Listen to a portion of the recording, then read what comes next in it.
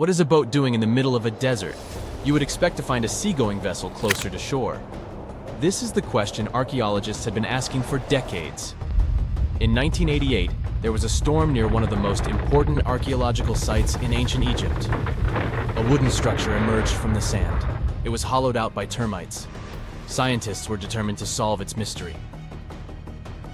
In 2000, they began excavating the site near Abydos, Ubidos.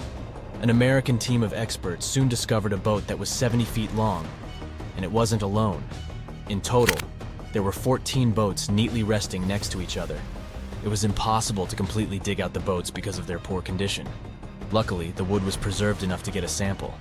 Analyses revealed that the boats were around 5,000 years old, the oldest fleet in human history to this date.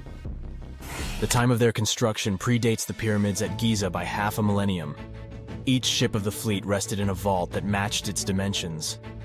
The room was roughly a third of the size of a tennis court. It had mud brick walls that featured more than 120 drawings of boats. Ancient Egyptians incised them on whitewashed walls that were excellently preserved. Scientists have known about these mysterious chambers for well over a century. 1901, 1902. A British archaeologist, Arthur Weigel, stumbled upon a strange structure west of the River Nile. His team caught a glimpse of the interior walls. Sadly, a section of the roof collapsed, so they had to call off further exploration. Researchers abandoned the site, but its location remained on the maps.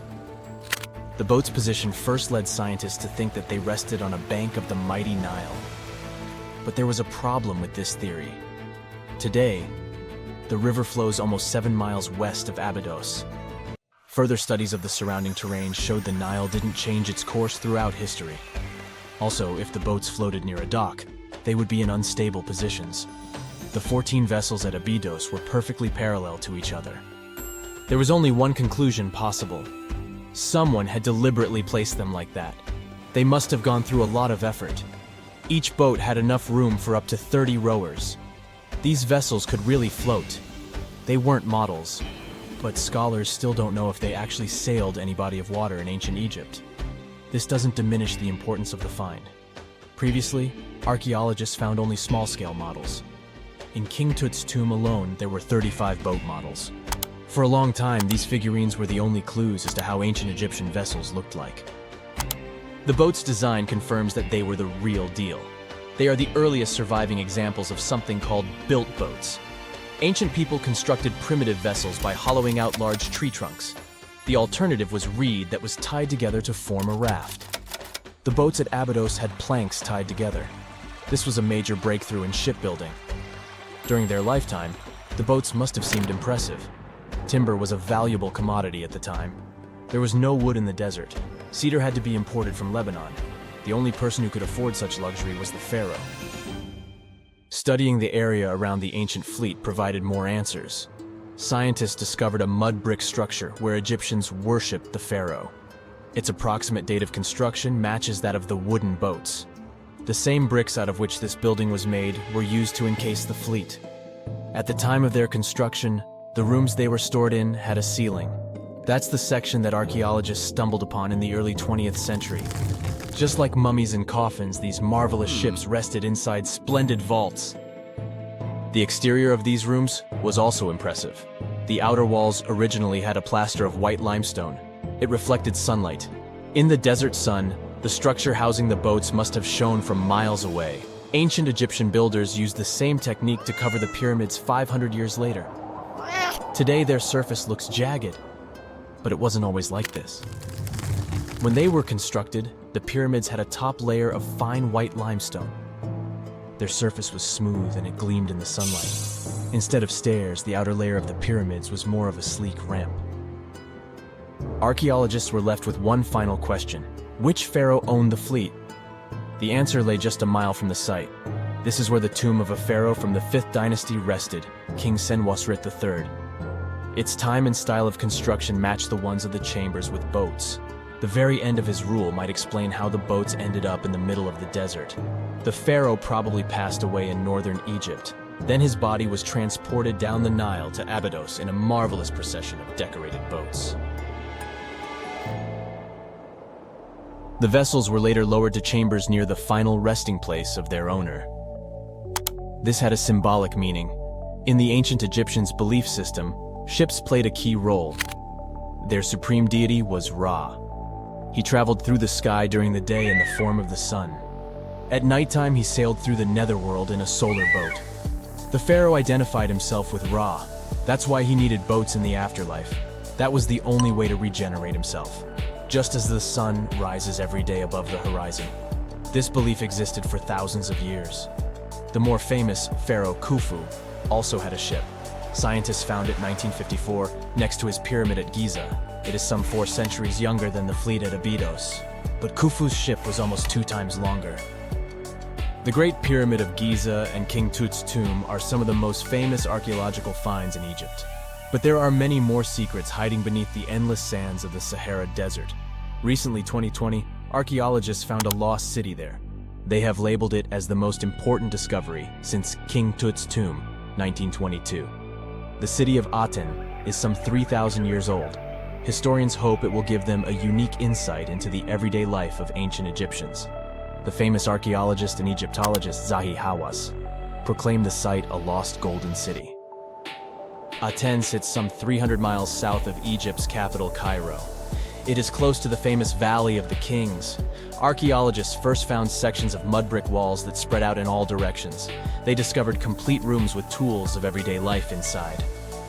The research team unearthed a bakery, a residential neighborhood, and an administrative district. They all date back to the time when the Egyptian civilization was the wealthiest in its long history. They were also the first to make objects from iron. In 1911, scientists found a set of iron beads near a village in Lower Egypt, El Girza. These are the earliest known iron artifacts. The discovery is literally out of this world. Ancient people made them by beating into shape a piece of a meteorite. The 9 beads were once part of an ornate necklace. They are now blackened and corroded, which is perfectly normal for a piece of jewelry that is over 5,000 years old. They consist of an iron-nickel alloy. Researchers were impressed by the skill of ancient jewelers who processed the beads. Their craftsmanship is more impressive when you think that they didn't know the stellar origins of the material. The Great Pyramid of Giza also has a remarkable feature. An international research group investigated the electromagnetic response of the structure to radio waves. They found that the pyramid has the ability to concentrate electromagnetic energy inside it. This occurred inside its chambers as well as under the pyramid's base. It contains an underground, unfinished chamber. It seems that the electromagnetic response is connected with the properties of limestone, the Great Pyramid's main building material. The research results might have a practical application. The way solar cells and nanosensors function could be improved by this remarkable find. The first photograph was taken in 1826. Yeah, there I am, way in the background. I'm waving. From then on, we've had countless images taken all over the world. Back in the day, if you really wanted your portrait taken, you needed a painter to help you with it. You would have had to stand still for long periods of time, making sure the light was just right. And let's face it, those portraits weren't really as exact. Maybe you'd have asked for your eyes to be a bit brighter, or your lips a bit poutier. When it comes to famous people in ancient history, there's not much we can do in terms of photography. It's simple. There aren't any pictures or famous ancient people. We can try to imagine what they look like based on their paintings or on texts written about them by highly regarded scholars. Fortunately, more and more as years go by, this lack of knowledge will become a thing of the past. Enter forensic facial reconstruction. With the help of this amazing science branch, we can now have a better understanding of what ancient celebrities look like. But how are scientists able to do that, you might ask? Go ahead, ask. Turns out that a person's skull can tell a lot about their appearance. Everything from the brow bone to the distance between the eye sockets can showcase a realistic profile. Even the nasal chamber or the shape of one's chin can influence how your face will end up looking like. It's like the skull is a blueprint for the face. Using these bones, artists and forensic anthropologists can work together to reconstruct your appearance through the magic of forensic facial reconstruction. It's like real-life detective work, but with more clay and less drama. Now, I guess you're thinking, how correct can these reconstructions really be? Well, the finished product may not reflect all the details, sure. You can't tell a person's eye color or skin tone just by studying the skull. Facial hair is equally hard to tell, and if you have plump cheeks that make you look so cute, your skull will never tell the secret. But even with those limitations, facial reconstruction can still show us what someone in history may have looked like. The process itself is pretty cool. A trained sculptor works with a forensic anthropologist to figure out the skeletal features and build up the facial traits using clay. Anthropologists have to consider things like age, gender, ancestry, and any injuries or tooth loss. Scientists can also do such tasks digitally these days with the help of computers and design software. With all these amazing scientific advancements in mind, did you hear the latest news about King Tut's family tree? Well, apparently his possible father, an ancient Egyptian pharaoh, just got a new face makeover. And let me tell you, he's looking regal and serene due to some digital reconstruction magic. But even though this is the most correct representation of him so far, we still don't know for sure who he really is. This fellow was found in 1907 in the Valley of the Kings, just a few feet away from King Tut's tomb. Scientists have been studying him for over a century and think he might be Akhenaten, King Tut's daddy, and a very important Egyptian ruler for that matter. Still, some experts remain skeptical and say we need more evidence to confirm his true identity. The reconstruction of this ancient pharaoh's face was a months-long project by a group of brilliant scientists in Sicily. They even brought in a 3D forensic artist from Brazil to help out. The new model is different from earlier ones because they wanted to focus on his facial features and not get distracted by his hair, jewelry, or other bling. On the same note, make way for this latest fashion icon. No, it's not some famous model. It's a hunter-gatherer woman who lived in Sweden 7,000 years ago. And boy, is she fierce-looking in her new reconstruction. She's rocking a feather cape, a slate necklace, and a belt made from 130 animal teeth. Talk about being fashion-forward or backward. Plus, her dark skin is painted with white patterns, making her look like a true work of art. But don't be fooled by her stunning appearance. This woman was more than just a pretty face. She was buried upright in a location dating back to 5500 BCE to 4600 BCE, and her rich jewelry tells us that she was important in her local community. Thanks to the work of an archaeologist and sculptor, we can now see what this ancient woman looked like. They used a CT scan of her skull to piece together her face muscle by muscle, creating a unique expression. It's like making eye contact with the past. While we may never know for sure what her role was in her community, her intricate surroundings suggest that she held a special place for her people. Now, Otzi, the 5,300-year-old mummy from the Alps, also got a new makeover thanks to this amazing technology. He didn't go to a plastic surgeon if that's what you're thinking. Two Dutch brothers used their skills in forensic science and artistry to recreate his face for a new exhibit in Italy. Otzi was found in 1991 by hikers who stumbled across his mummified and frozen remains in the mountains near the Italian-Austrian border. He's been around longer than Stonehenge or the pyramids of Giza. And now, thanks to the two skillful brothers, we finally know what he looked like. They used 3D images of his skull to recreate his face. A photographer also documented the whole process for half a year. Earlier research shows he passed away from a wound caused by an arrow. He was left in a protected area high up in a cold glacier region, so his body was preserved in the snow.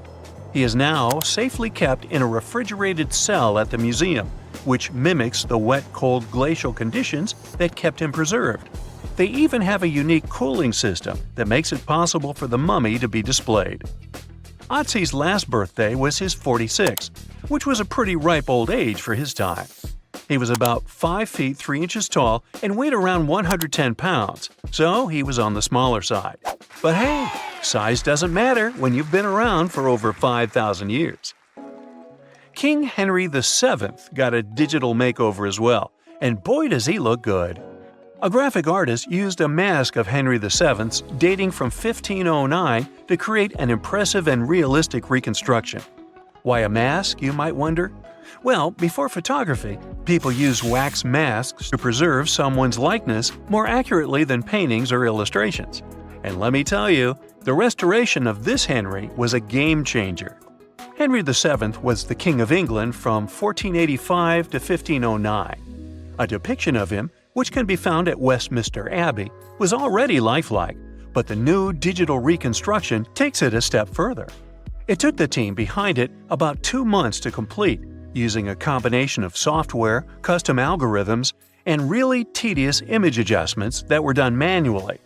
The project started with a high-resolution image of the mask, which was then used to create a 3D model of the subject's face. From there, the lighting was designed. Lastly, facial markings and hair were added. But what's even more fun is that a beard was added to Henry VII's face too, since men during that era were commonly bearded, wore a beard. We'll never know for sure if he was bearded or not, but it's a hilarious touch that adds to the character of the reconstruction. The same team has also created facial reconstructions of other historical figures, like Mary, Queen of Scots, or Oliver Cromwell. These masks are like secret passages to another time, if you think about it. It's amazing how technology can take us back thousands of years to see faces we've only imagined. And who knows, maybe in a few hundred years, someone will recreate our faces from a selfie we took. Imagine you were chosen to answer one of history's most important questions. What was the first civilization on Earth? The job description is simple, yet the task is extremely challenging. You need to unearth the proof of the world's first official civilization. Was it the Sumerians in Old Mesopotamia? Or was it the ancient Egyptians spread out along the Nile River? Not to make you nervous or anything, but history is quite literally in your hands. Good luck! Since you can't turn back the clock and visit Old Mesopotamia to get the answers to your questions, you'll need to research museum databases in order to get some clues. First things first, we need a definition of what is considered a civilization. It's not just thousands of people grouped together and living harmoniously. There are some key elements that together make a group of people a civilization. Like, for example, the domain of urbanism, aka city building, irrigation systems, and writing. You decide to begin your search by diving deep into the history of the Sumerians, which today hold the position of the world's first civilization. Now, imagine being the first of your kind. This means having no external examples. Rather, it means starting from scratch. First thing you'll need? A piece of land. And since there were no active water companies in the world at that time, you'll need a piece of land with easy access to water. So, the Sumerians settled between two major rivers, known as the Euphrates and the Tigris in southern Mesopotamia around 5000 BCE. Fun fact, Mesopotamia translates to the land between two rivers. On a modern-day map, it's more or less where Iraq is situated today. Together with land, a civilization needs ways to get food. The Sumer civilization had to face a dry and hot climate, but they managed to make agriculture thrive in the region. By diverting river waters and creating reservoirs and dams, the Sumerians allowed for a series of settlements to emerge across Mesopotamian plains. The famous city of Babylon was one of them. You know, the city that supposedly had those hanging gardens? I say supposedly because no definitive proof of the real existence of this monument has ever been found. However, it was considered one of the 7 wonders of the ancient world, and cited as a remarkable feat of engineering in an ancient book published around 290 BCE. Although no record was found of the Gardens of Babylon, the Sumerians were recognized as extremely skilled builders. Their cities were filled with mud brick constructions, and the most impressive ones were known as ziggurats, stepped pyramids that were built for spiritual purposes. The Sumerians built a trade network to supplement scarce resources and started to exchange goods with civilizations rising nearby, like Anatolia and Egypt. The beginning of trade was what drove the Sumerians to develop what is believed to be the world's first writing system. It began as a simple system, likely dating back to 3400 BCE. In this system, each syllable was represented with a drawing. Later, it gradually evolved into a fully formed cursive writing system. Don't believe me? Take a look at this piece from the Babylonian times. This huge basalt plaque is called the Hammurabi Code. It's known to be humanity's first collection of written laws. As far as the story goes, it was carved in volcanic stone around year 1760 BCE. Look at the precision of these carvings. It's quite astonishing. But the content is also surprising, since these 282 rules vary from commercial regulations to strict laws of justice. The thing is, historians don't have a consensus on whether the Sumerians were really the first ones to invent writing. Some think it might have been old Egyptians. Let's pause here. Ancient Egyptian settlements are believed to have started around the year 5500 BCE, which is earlier than the Sumer civilization. But remember I said a civilization needed a few things before it was considered as such. Ancient Egypt consisted of several smaller city-states, such as Memphis, Abydos, and Thebes, spreading out along the Nile River. It wasn't until 3000 BCE that Egypt was unified under one kingdom and lasted as an empire until nearly 1000 BCE. Although there is no consensus on this, some Egypt experts believed that it could have been Sumerian immigrants that founded early Egyptian settlements. The proof could be the presence of cylinder seals made of hard stone, something that was widely used in Sumer. These seals were used to guarantee authenticity in legal transactions, but it's hard to say whether this method was introduced by Sumerian immigrants or simply by trade. Since the time period is not one of the criteria we can use to determine who came first, we'll have to turn to something else. But what? Like the Sumerians, the Egyptians were also highly skilled builders. Duh, they built the famous Giza pyramids and many others all over their territory. In order to enhance their building techniques, they delved into developing a more profound understanding of mathematics. They developed a new form of measurement called the cubit, which was the equivalent of an arm's length. The Great Pyramid, for instance, is 440 cubits per 440 cubits. They were also innovative astronomers, combining their mathematical skills with attentive astronomical observation. They were the first civilization to use a 24-hour division of the day. And they even created a solar calendar, which was the first dating system in history to feature 365 days in 1 year. Okay, it's undeniable how impressive they were. But some experts say that the dispute has to be settled through the comparison of their writing systems.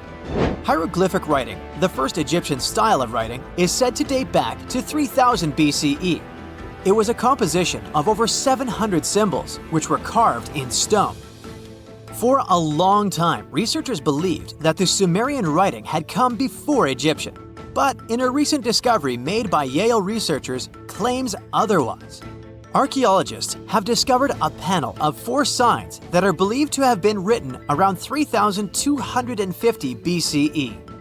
Oh, and they've also found another rock drawing depicting a pregnant elephant that can date back to 4000 BCE. Now, there's also a third possibility that fewer people seem to mention: the Indus Valley civilization, also known as ancient India, located around the area of modern-day Pakistan and India. The Indus Valley civilization is also a contender for the oldest civilization due to the uncertain historical origins of the Hindu collection of texts known as the Upanishads. The Indus Valley civilization flourished around 3000 BCE, but records show that people in the Indus Valley were trading with Mesopotamians as early as 3500 BCE. Now, wait a minute. How is it possible? No, they weren't time travelers. This isn't a sci-fi movie. There already were agricultural settlements in the area that were slowly growing into bigger cities, such as Harappa and Mohenjo Daro. Ancient Indian cities were sophisticated, filled with baked brick homes built in a grid system. These ancient cities even had draining and sewage systems that connected most homes and used gravity to carry waste outside of the city. They were pretty advanced. They were also an extremely religious civilization, and Hindu beliefs were at the center of their practices. Despite that, their cities weren't filled with spiritual buildings. Actually, Mohenjo Daro's most important building was a public bath. Interesting, huh? Now, why can't we know if they were the oldest civilization on Earth? Even if some historians suspect that the origins of the Indus Valley people can be traced back to 5000 BCE, there is no concrete evidence of this, only speculation. The best proof we have is the Upanishads. The Upanishads are texts filled with philosophy, mantras, and ceremonies. The thing is, part of Hindu practices included memorizing and passing down the wisdom of the Upanishads in oral form. So, it took a while before it appeared as a written script. Well, I'd say historians aren't really sure what was the world's first civilization. We can only guess at this point, but who knows what new discoveries might reveal. There are mysterious plasma bubbles floating around the pyramids of Giza. As bizarre as that might sound, let's get one thing clear right off the bat. There's nothing extraterrestrial going on here. Plasma bubbles are those weather anomalies that form in a layer of Earth's atmosphere called the ionosphere. This is an invisible layer surrounding our planet that stretches roughly from 50 to 400 miles above Earth's surface, right at the edge of space. In this layer, the sun, being the giant hot power that it is, basically cooks gases, splitting them into electrically charged particles called plasma. Here's where it gets interesting. At night, especially near the equator, these charged particles get disturbed, and when a bunch of them suddenly vanish at the same time, it forms what we call a plasma bubble. Imagine it like a big empty pocket where the plasma is missing or its quantity is lowered, but it's only considered a plasma bubble if this phenomenon occurs on a large scale, typically around 62 miles in size. If you're already packing your suitcase for Egypt and have put binoculars to look at the tips of the pyramids, I'm sorry to say that we can't see these plasma bubbles with the unaided eye.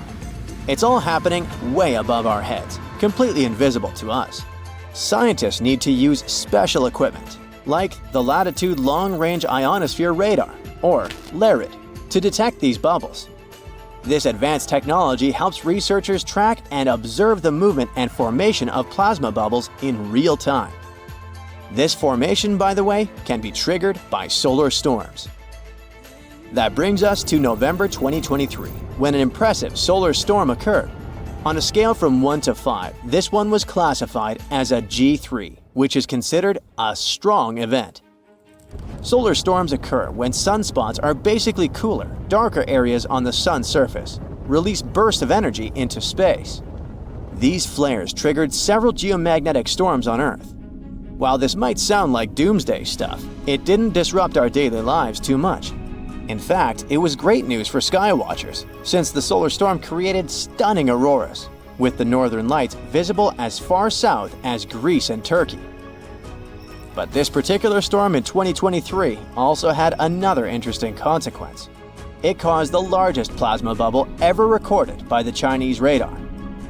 This phenomenon was so massive that it covered regions as far apart as the Egyptian pyramids and the Midway Islands in the Pacific Ocean.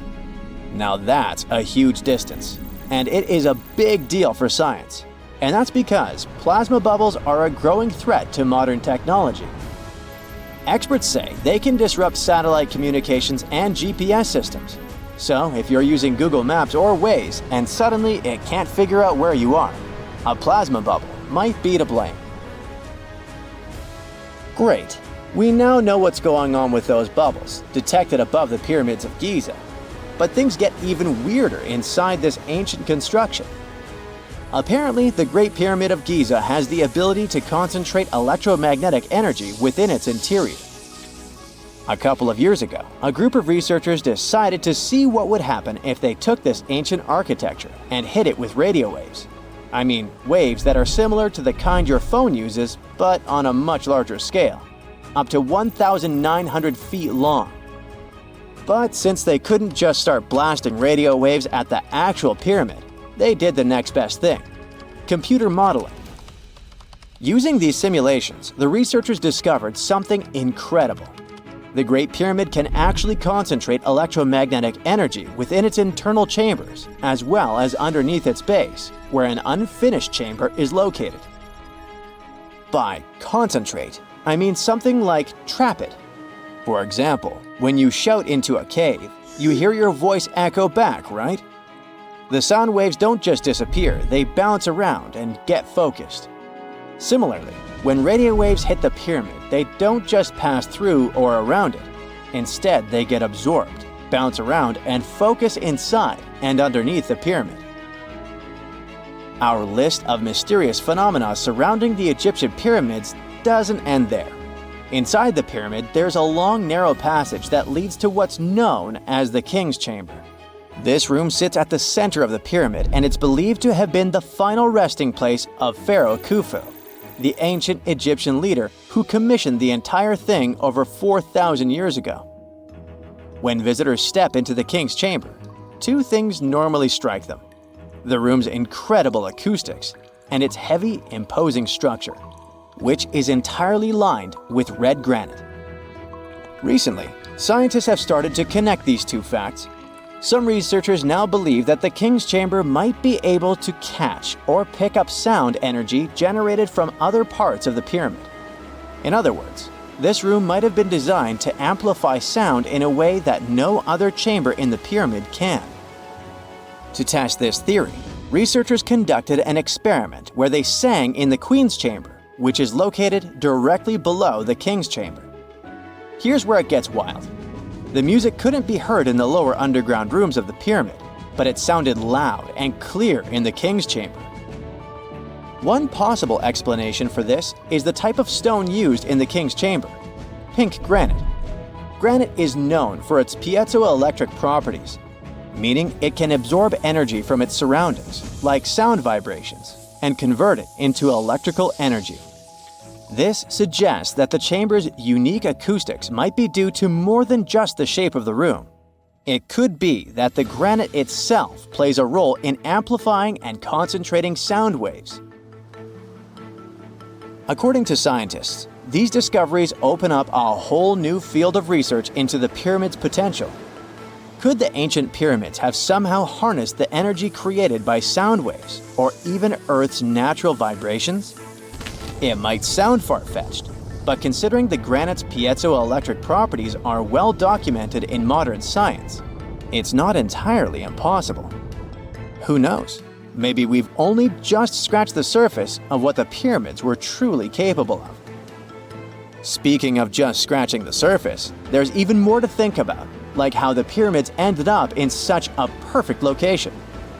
It seems the builders lined up the Great Pyramid with the cardinal points, meaning its sides are almost perfectly aligned with the four main directions: north, south, east, and west. There are many theories about how they did it, but one study suggests that Egyptians might have used the fall equinox to achieve this perfect alignment. During the equinox, the sun rises and sets directly in the east and west. It probably made it easier for builders to use the sun's position as a guide. By watching the sun during this time, they could make sure the pyramids were positioned just right. If we think about all these strange things about the pyramids, I mean their perfect alignment, the ability to concentrate radio waves, and the materials used in the chambers that might generate electrical energy, could the real purpose of the pyramids actually be much more complex than just being tombs? Well, Nikola Tesla thought so.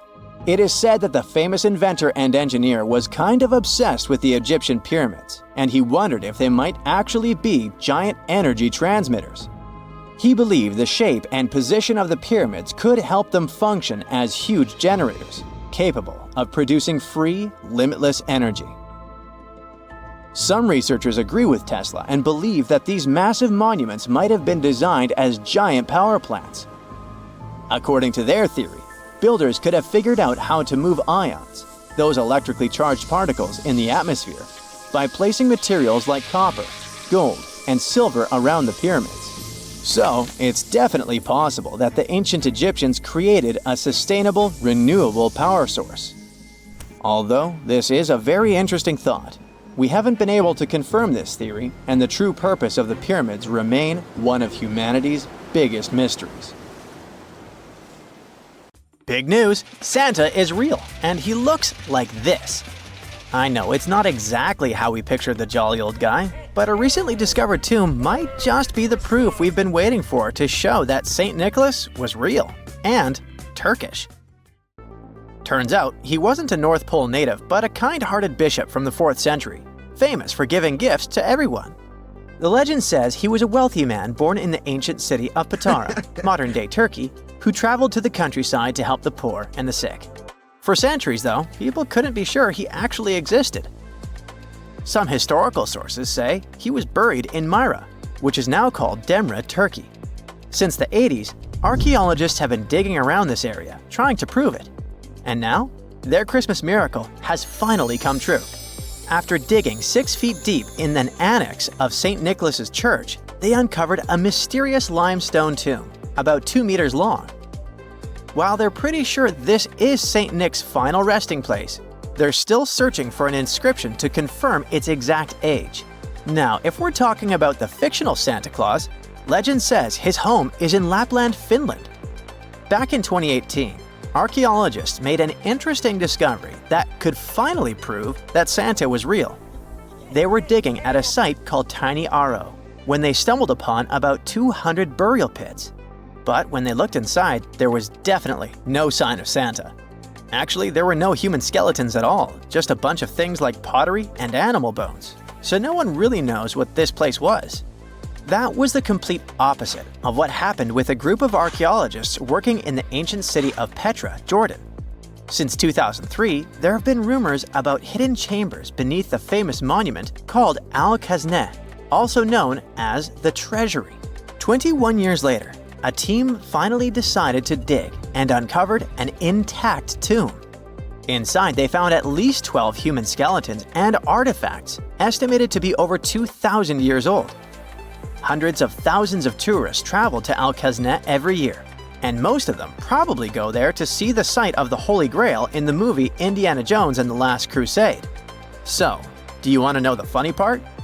One of the skeletons in the tomb was clutching a ceramic chalice that looked a lot like the Holy Grail.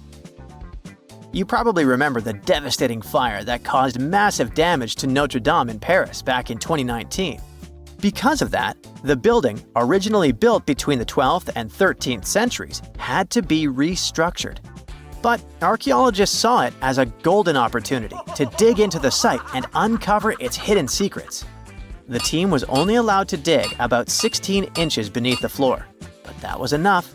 As soon as they removed the floor tiles and cleared away a thin layer of dirt, they spotted the top of a lead coffin. Then, they found some limestone sculptures, including life-sized heads and torsos. Altogether, they uncovered over 1,000 fragments of different works of art. Ancient statues have been found in the most random places, including a sewer.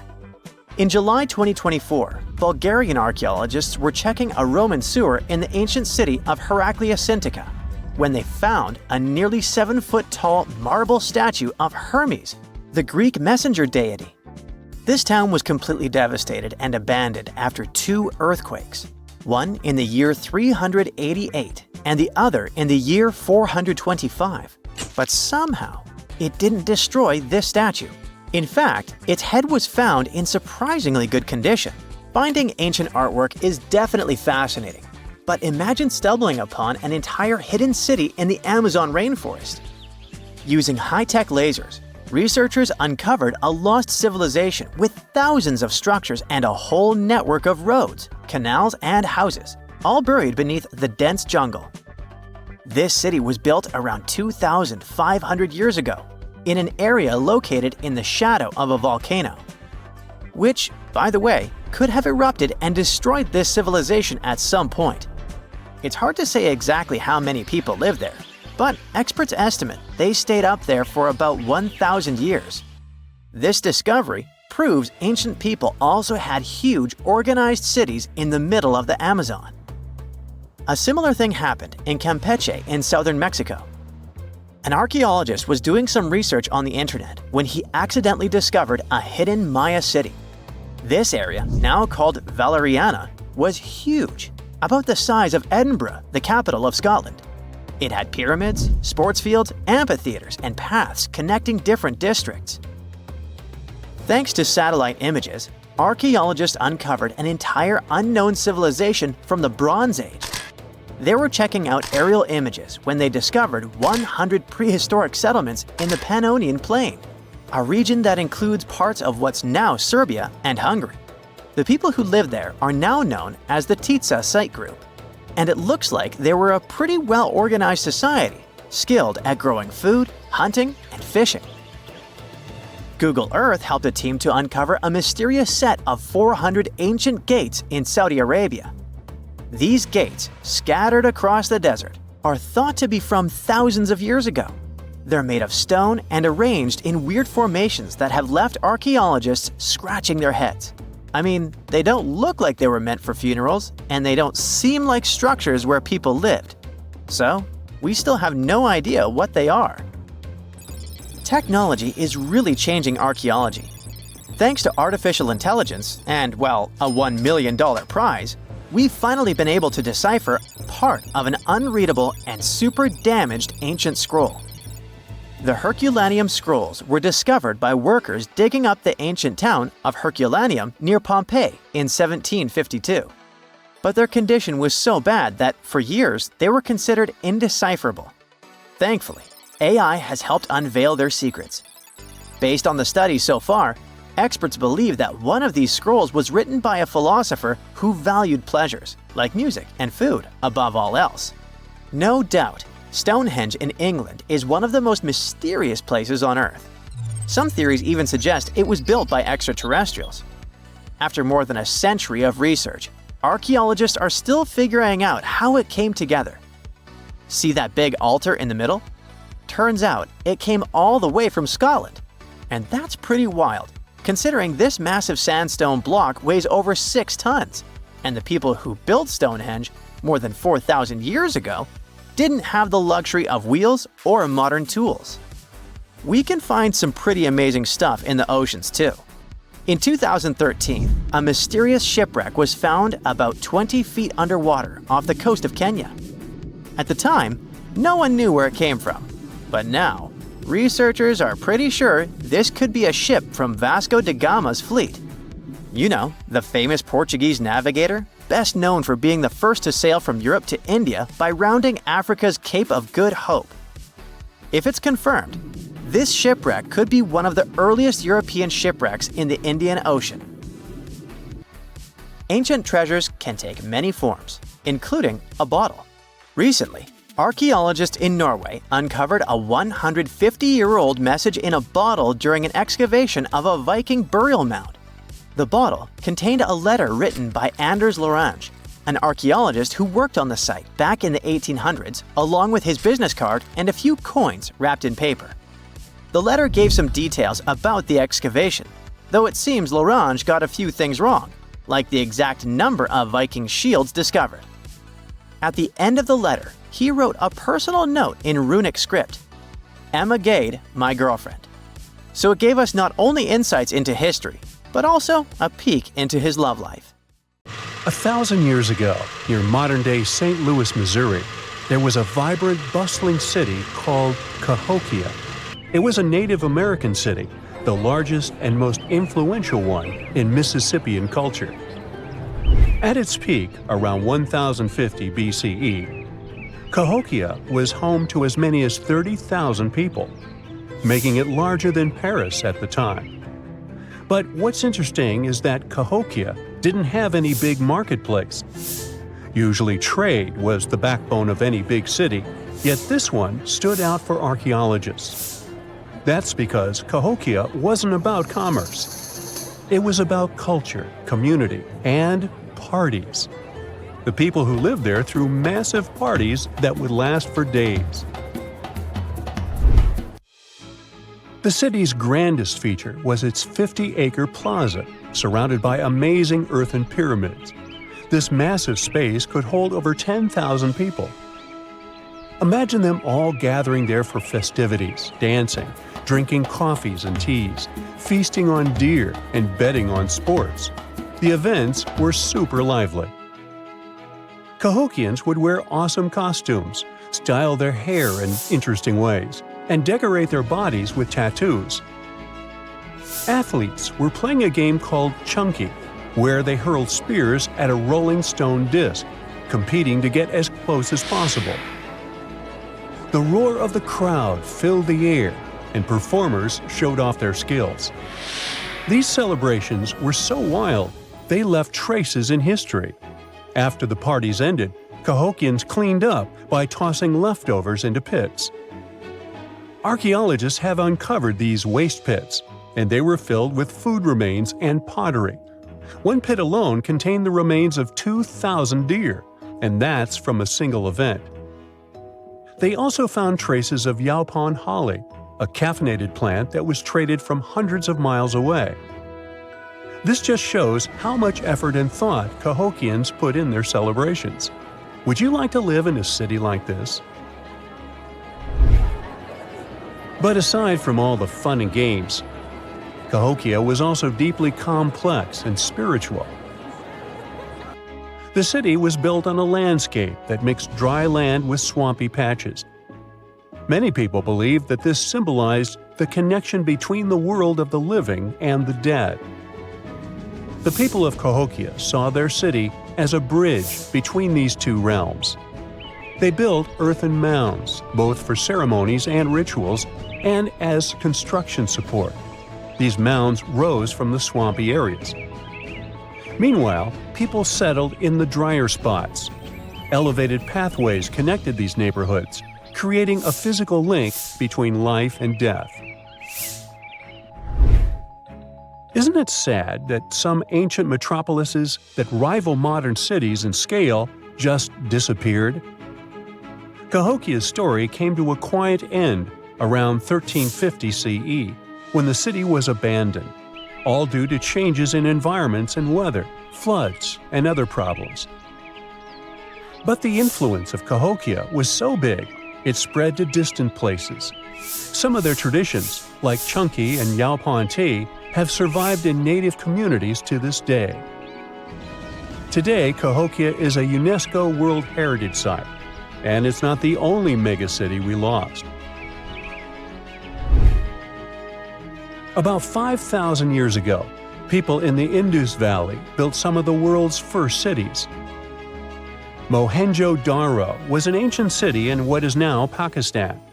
The city was built around 2500 BCE, and back then, it was a thriving hub of the Indus civilization. Sure, it was much smaller than modern cities, but it was quite huge at the time, around 40,000 inhabitants.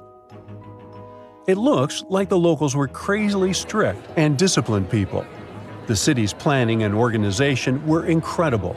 It was laid out in a grid pattern. Streets and important buildings aligned along the north-south axis, probably to match the movement of the sun and moon. They also built one of the most advanced systems for water and waste management of their time. The city had about 700 wells. Nearly every house had its own. Most homes also had private bathrooms with drainages and even underground sewers. This shows how skilled these people were at staying clean. And with all this discipline, it looks like there were no kings, queens, or even a central government. They could still have some authority, like local elites or elected officials, just not a classic strict monarchy or religion. Instead, people there cared about simplicity and order. They basically managed themselves, having standardized ways of doing things, from the way tools and potteries were made to how they traded. Which is why, unlike many other cities, Mohenjo Daro didn't have grand palaces, temples, or monuments. Instead, they had public areas known as citadels. People gathered at citadels for rituals, meetings, and storage of grain. And it seems like this way of life worked perfectly. Scientists found some seals and weights, which means the economy was well regulated. Archaeologists found some intricate artifacts, like ivory, lapis lazuli, carnelian beads, and gold jewelry. Another famous find is the small bronze statue known as the Dancing Girl, which was discovered in 1926. Mohenjo Daro wasn't poor at all. And they also pulled off some awesome buildings. Staying clean was clearly way more important to them than displays of wealth or power. So they created the Great Bath, one of the most famous structures in the city. It's a large, watertight pool built with baked bricks, perched on a mound of earth, being almost a religious place, the closest thing they had to a temple. Meanwhile, the city itself was built on a series of mounds. They grew taller over the centuries as people added new houses and structures. Why did the city fail?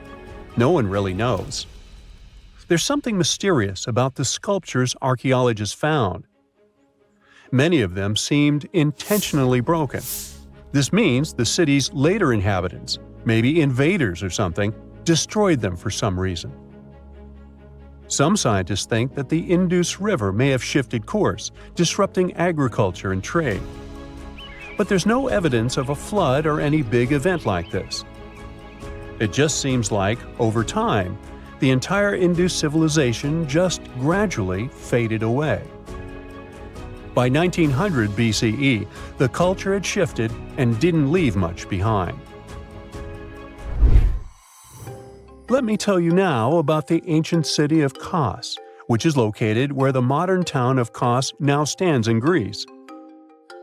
Imagine arriving by sea, and the first thing that hits you is the sheer grandeur of its agora, this massive public square built with stones in different colors, laid out on terraces that rise above you. It was one of the biggest in the ancient world, and it made a great impression on anyone approaching the city. This place has a rich history, dating back to around 2300 to 2200 BCE. A long time ago, local folk gathered up from different parts of the island to form a new city in the northeast.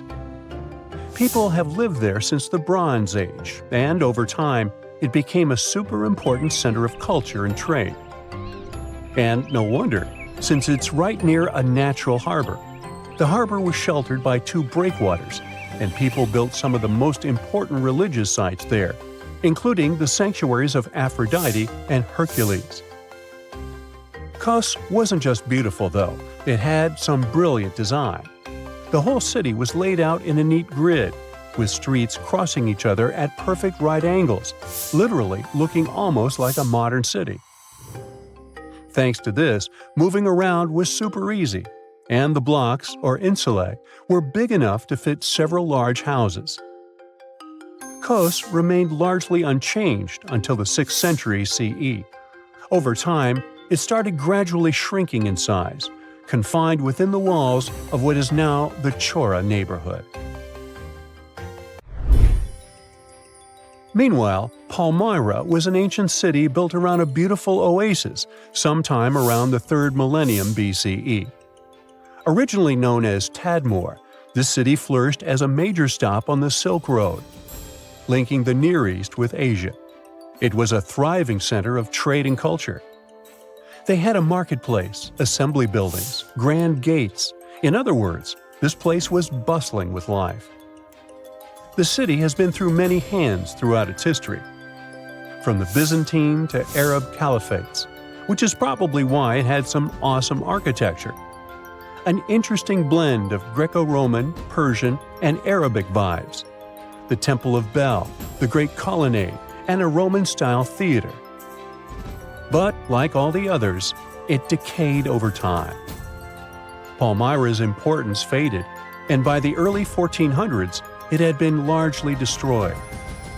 But at least its ruins remained. Right now, they're a UNESCO World Heritage Site.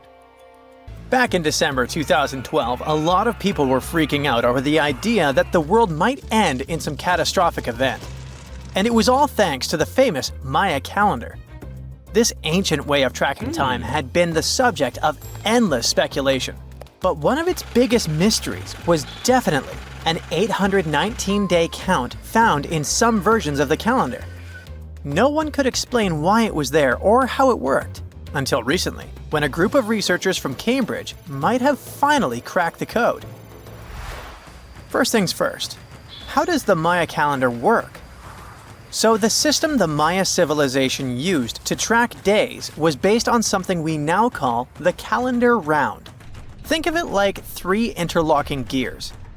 These are 3 cycles working together.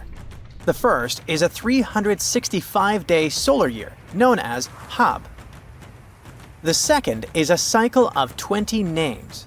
And the third is a cycle of 13 numbers, which forms a 260-day sacred calendar, called Solkeen. Just like we'd say something like December 25th, 2025, they named their days based on how these 3 cycles lined up. For example, here we have the day 3 Manik and the 14th of the month Hop. It takes 52 years for the 3 cycles to align in the same way again. After that, the days start repeating. But this is where things start to get more complicated and mysterious. On some Mayan monuments, we have also found enigmatic inscriptions pointing to the existence of another cycle, the 819-day count. There are about 20 examples of these inscriptions, mostly found in places like Palenque and Yaxchilan in Mexico. So it didn't seem random at all, and this calendar must have been hiding a big secret. Early research showed that the 819-day cycle was represented by one of 4 colors and the cardinal directions associated with them. Black was tied to the west, red to the east, white to the north, and yellow to the south. Researchers also discovered that this period of time could be broken down into 3 smaller cycles. One of 9 days, one of 7 days, and one of 13 days. Multiply them together, and you'd get 819 days. Pretty cool, but why did they do that? This color scheme and the 3 cycles seemed like a basic level of interpretation, and experts were pretty sure its real purpose was still hidden from us. Another thing researchers noticed is that this strange count of days was mostly shown using a Y glyph, followed by a number. But in some cases, they also added a glyph representing Kawil. This was a powerful Maya deity, often associated with creation and lightning. He was usually symbolized by a torch coming out of his forehead, representing the spark of life. But in the 90s, a study suggested that when Kawil's inscription showed smoke and fire coming from his forehead, it could actually represent the planets Jupiter or Saturn, or maybe even both.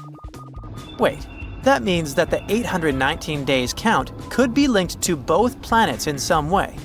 From there, research focused on figuring out what that link might be. The first conclusion is that this calendar might have helped the Maya track the movements of those planets in some way. Then they started noticing something interesting. These cycles could be specifically tied to the synodic periods of Jupiter and Saturn. By synodic periods, we mean the time it takes for a celestial body, like a planet, to return to the same or nearly the same position as seen from Earth.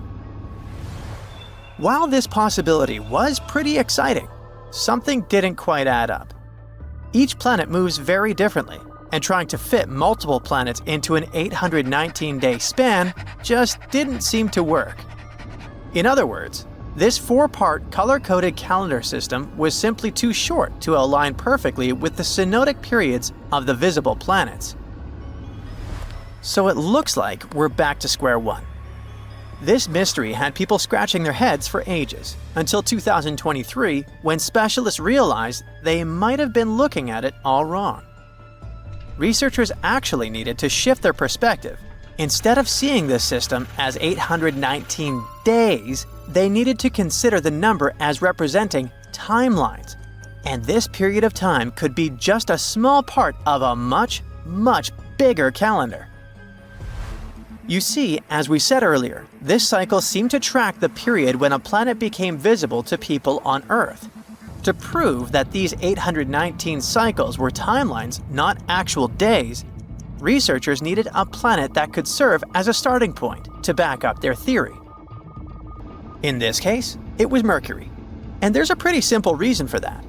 Mercury's synodic period is 117 days, which fits perfectly into the calendar count. I mean, if you take 1819 and divide by 117, you get the number 7. So, Mercury is the only visible planet whose synodic cycle fits neatly into this period as whole numbers. Perfect. Now they had a solid starting point. From there, they needed to expand the calendar by increasing its length to 20 periods of 819 days. Suddenly, a pattern emerges. And just like that, all the synodic cycles of the planets fit perfectly into the system. For example, Saturn's synodic period from 378 days lines up perfectly after 6 819-day cycles. Venus aligns every 5 cycles. Jupiter every 19 cycles.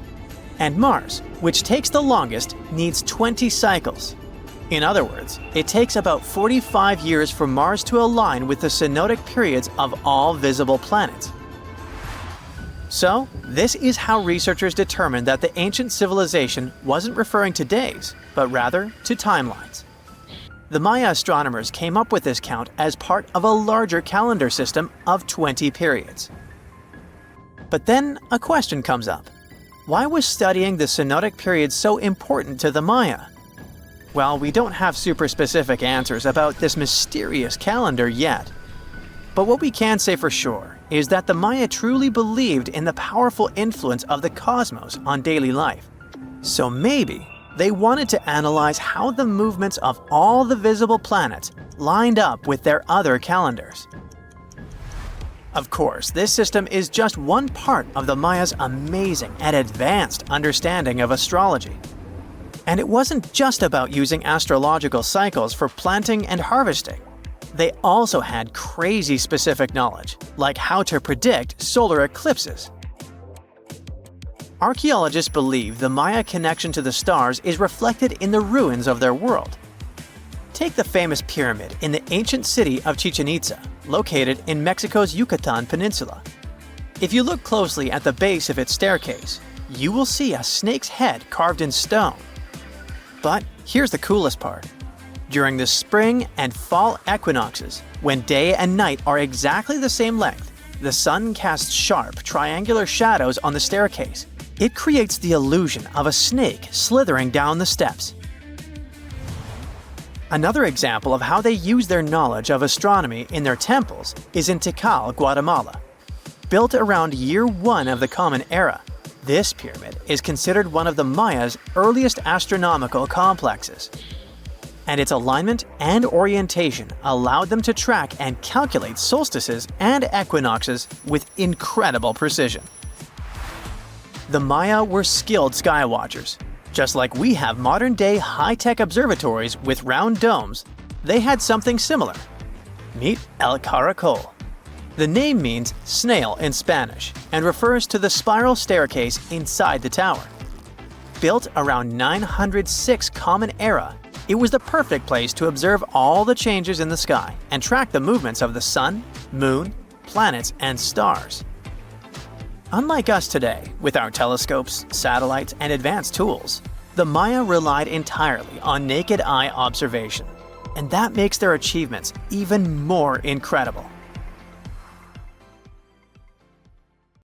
When you think of an epic desert scene with blazing sun, endless dunes, and those magical little oases, you probably picture the legendary Sahara, right? But what if I tell you that 11,000 years ago, this vast expanse of hot sand looked totally different than it does today? Yeah, I don't know, I wasn't around then. But I'm told that back then, what we now call a desert was a lush paradise, brimming with lakes, rivers, grassy plains, and even woodsy forests. So, where did all this water go? There are many stories about the distant past of our planet when deserts were covered with jungles and forests. And then something happened, like changing climates or colossal earthquakes, and it all turned green lands into dunes. But how about a theory that Sahara became a desert because of humans and goats? The Sahara has seen its fair share of wet and dry drama throughout the ages. mostly thanks to little shifts in Earth's orbital tilt, causing variations in how much solar radiation hits the atmosphere. There were even times called the African humid periods, when the rain would pour in and transform the dry landscape into a bright green haven.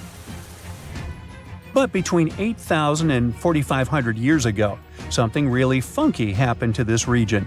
Certain areas went from humid to dry way too fast to explain it by just orbital changes. In the blink of an eye, the lush Sahara turned into the Sahara we know today. Now, if you ask scientists why it happened, they will tell you, oh, it's just poor parameterization of the data. Bet you didn't get it, did you? What? Well, right, let me translate it from scientific to common human. It means they really don't know the answer themselves, and they got a bunch of missing puzzle pieces. But as scientists sifted through ancient dirt and pollen samples, they spotted a quirky trend. Wherever there were pastoralists, also known as humans with their domesticated animals, the plant life seemed to shift. It was as if every time humans and their furry friends meandered through the greenery, they turned it into scrub and desert right behind them. Oops. Yep, chances are that by overgrazing, humans were sapping moisture out of the atmosphere, since plants give off moisture, which helps make clouds and making things even sunnier, leading to a quicker end of the humid vibes. Plus, our ancestors may have been getting a little too cozy with fire for land management, further speeding up the desert takeover. Anyway, scientists are sure that this lush Sahara would have turned back into desert eventually, even if humans hadn't shown up, thanks to Earth's natural rhythms. So there's no need to pin this abrupt change solely on humans. It could simply be about nature getting feedback from vegetation and dust cycles. It's difficult to determine what caused these changes, as it's all interconnected. During the last humid period, the Sahara was filled with hunter-gatherers. As things got a little drier, they started herding animals for food. The weather pushed people to herd cattle. It's also possible that grazing sped up the landscape degradation. So, which came first, the chicken or the egg? Or in this case, the human or the cow? It's tough to tell with the evidence we have now. Now today, it's safe to say that water is no longer that big of a problem in the Sahara, even though it's a huge desert and the times of lush forests there are long gone. But technology's got us covered. For example, the Nubian Sandstone Aquifer System, the biggest underground water stash on the planet. It's nestled beneath the Sahara Desert's eastern edge and stretches across 4 northeastern African countries – Sudan, Chad, Libya, and Egypt, covering a whopping 770,000 square miles and holding around 36,000 square miles of groundwater. Just look at the pipes transported when it was being built. It's the world's largest irrigation project. No wonder it's feasible to thrive in the Sahara today. But imagine thriving in the Sahara Desert with just one water source. Sounds like a tough gig, right? But the ancient Garamantes did just that, surviving and even thriving for nearly 1,000 years without monsoons or rivers flowing to their desert paradise. These clever folks were the trendsetters of urban life in the sands, and even the Romans couldn't help but notice their genius. While many thought they were just desert-dwelling savages, the Garamantes were busy building an empire in one of the toughest climates on Earth. But how did they do that? Well, they got crafty and dug a whole bunch of underground tunnels to tap into a massive sandstone aquifer. They were literally squeezing every drop of life from under the dunes. But recently, research showed that the Garamantes weren't just hardworking, they were pretty lucky too. The Garamantes had an underground aquifer that brought water up to a hill where they built over 500 phagaras, which are irrigation systems, some stretching as long as 2.5 miles. It was like sipping water through a straw, which let them irrigate their crops for nearly a century, especially since even a little rain would help recharge the system. But eventually, due to rain insufficiency, the aquifer ran low, and reaching it again would have meant digging more tunnels and relying on more people. That's a tough problem, considering these people were in the middle of food and water shortages. Guess I don't need to tell you what happened to the Garamantes, do I? The fall of the Garamantian culture might be linked to several factors. It may have been due to climate changes, or they may have simply used their water resources too much. Back in the day, the Sahara Desert was actually fertile agricultural land, thanks in part to the cool irrigation system the Garamantians created. But since fossil water isn't something you can replenish over time, the groundwater levels dropped pretty low. This likely played a big role in the kingdom's decline by the late 7th century CE. That sounds like someone who hit a lottery jackpot, used up all the money, and went back to their original, not-so-cool job once the bank account got fully drained. Oh, by the way, even if the Garamantes left some secret wisdom messages for us, the chances are we'll never get what they wanted to tell us.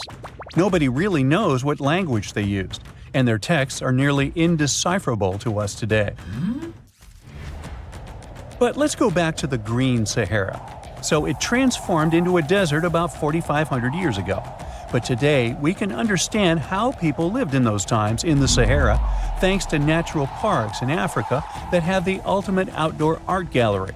There are well over 15,000 ancient paintings and carvings depicting everyday life from around 11,000 years ago.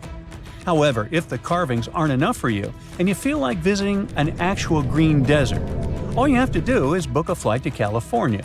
One of the most beautiful phenomenon in the world, the superbloom, takes place here. Look at all these colors: orange, green, pink. It's a miracle. Wildflowers bloom right in the middle of a hot desert after several years of rainfall in dry places. It's such a bright and colorful landscape that superblooms can be seen from space. This rare phenomenon can be observed in other arid places and deserts in western and southern Africa, western Australia, and Chile. In all these places, the weather is very hot and dry in summer. Mild humid air comes in winter, and this is the ideal environment for mass flowering. Flower seeds that lie in desert sands can wait for decades before starting to produce flowers. When the hot sun destroys all the weeds and grass, and the rainfall becomes enough to moisten the soil, the seeds are kind of like, well, okay, now it's our turn to play a big game. And then hundreds of thousands of tourists come to take photos and post these beautiful pictures on social media. And this, unfortunately, is one of the main dangers for flowers. Therefore, if you find yourself in a place like this, don't pick the flowers and don't trample on them. Stay on the path, don't litter. Take only pictures and leave only footprints. You get it? Good. Ooh, so check this out. Researchers just found some super old footprints from a family of extinct humans, like we're talking 300,000 years ago. The prints belong to a group of Homo heidelbergensis. Ooh, that's a tough one, but I nailed it. So those dudes were pretty advanced for their time. They were building homes and hunting big animals. But unfortunately, they couldn't handle climate change and disappeared about 28,000 years ago. No, they weren't sissies, trust me. The weather was really tough back then, and they couldn't just go grab a down jacket like you do. So, the University of Tübingen crew made the discovery in Germany, where they found the perfectly preserved prints in a forest by a lake. Apparently, elephants, rhinos, and other critters used to come relax by the lake, and so did this Heidelberg family. The scientists believe they were probably just a family outing rather than a group of adult hunters, since there were little kid footprints too. And depending on the season, they could munch on plants, fruits, leaves, shoots, and mushrooms around the lake. Experts even found tracks from an extinct elephant species that used to weigh up to 13 tons. Now, can you imagine seeing one of those in person? Just so you know, 13 tons is about 45 times as heavy as a pig. Oink. They were digging around in Stonehenge when they stumbled upon some elephant tracks that were 21 inches long. That's like the length of a really big ruler. They even found wood fragments in the ruts that the elephants had left behind. But wait, there's more. They also found a rhino print from the Pleistocene era, which is pretty wild. It's the first time they found a footprint from this particular species in Europe. Who knew rhinos had such big feet? Except those whom the rhino stepped on. Meanwhile, over in New Mexico, some British and American archaeologists found some ancient human footprints that date back 23,000 years. They used radiocarbon dating to figure out when these footprints were made, and it turns out they were stomped into the mud during the last glacial maximum. That's when ice sheets covered much of North America and sea levels were lower than they are now. Now, we've always thought that humans first made their way to North America between 13,000 and 16,000 years ago. But these footprints suggest that our ancestors were wandering around way earlier than that. Some people even think that humans might have been hanging out in North America as far back as 33,000 years ago, although not everyone is convinced. Alrighty, if there were footprints, there must have also been some shoes too, am I right? Well, researchers may not have found signature Gucci loafers, even though they've been around since 1953, but they did find a cave in Armenia full of ancient artifacts from the Copper Age. And guess what? Those artifacts included a seriously well-preserved shoe that's now the oldest footwear ever found. That footwear was made from a single piece of cowhide leather, which is pretty rare today, despite all the fancy schmancy technological upgrades we've got today. Talk about premium quality. Currently, the coolest modern-day designer shoes are trying to copy this hole-cut technique. The shoe was also rubbed with some kind of plant or vegetable oil for extra durability, and it even had shoelaces that crisscrossed through a series of holes, just like our beloved sneakers today. The shoe was about the size of a woman's US 7, so we're guessing it was tailor-made for some fancy-pants wealthy person. Can you imagine rocking these feet whips back in the day? They were possibly the talk of the town. Now, since we're talking about shoes, have you ever had that gross feeling when you step in something sticky? Especially if you're wearing a brand new pair of white sneakers? No, not what you're thinking. I'm talking about chewing gum. It's a total buzzkill to have it stuck to your shoe. A super cool British archaeology student named Sarah Pickett found a 5,000-year-old piece of Neolithic chewing gum made from birch bark tar while on a dig in Finland. It even had tooth marks in it. Who knew our ancestors were into chewing gum too?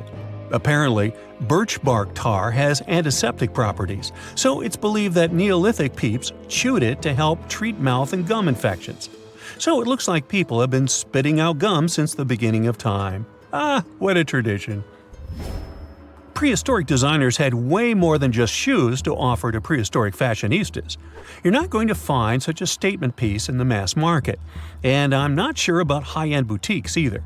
Yep, it's supposedly the oldest purse ever found, and yep, those are dog teeth used as decorations for a handbag. According to one of the archaeologists, these teeth were all the rage back in 2500 BCE. People were putting them on everything, from clothes to jewelry. But this particular handbag was something special. It had over a dozen sets of teeth and was super fancy, which means whoever owned it was perhaps a VIP. Unfortunately, the purse itself didn't survive the test of time. All that's left are these teeth, pointing in the same direction and looking like a modern-day handbag flap. It must have been truly chic back in the day, but it's a good thing we've moved on to more humane materials for our accessories. Did you hear about the dino-sized discovery on Yorkshire's coast? Yep, sometimes scientists discover not human footprints, but dino footprints. This time, they found a record-breaking dinosaur print that could have been left by a predator taking a break 166 million years ago. Can you imagine a T-Rex lounging on the beach with a smoothie in hand? This 3-foot-long fossil, spotted in Burniston Bay near Scarborough, is the largest ever discovered in the region. The team of researchers who studied the track concluded that it was made by a giant carnivore like a megalosaurus. That's one big and hungry dino.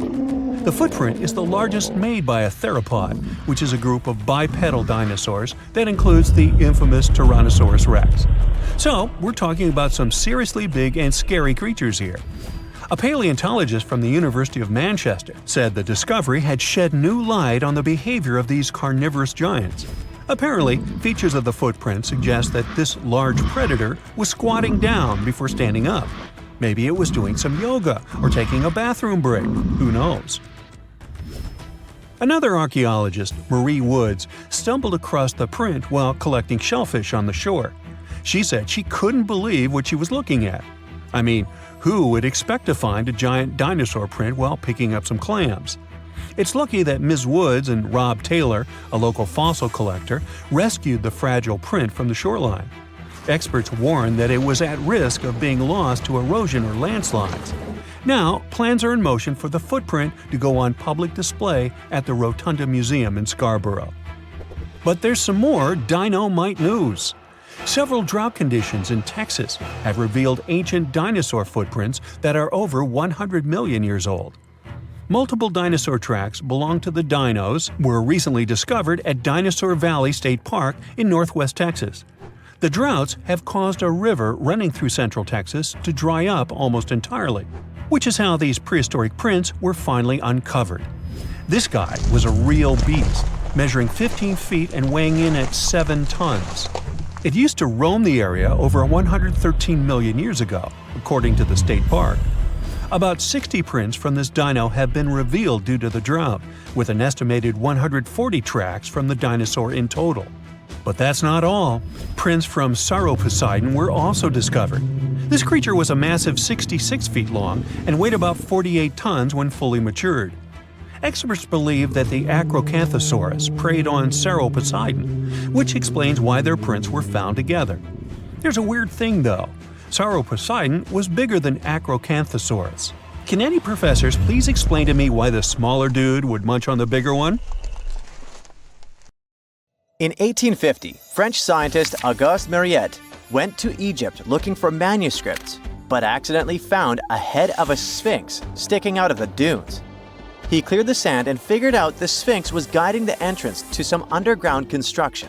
Several months later, he finally entered the Serapium of Saqqara. Inside, he found an enormous granite sarcophagi with remnants of 64 bulls.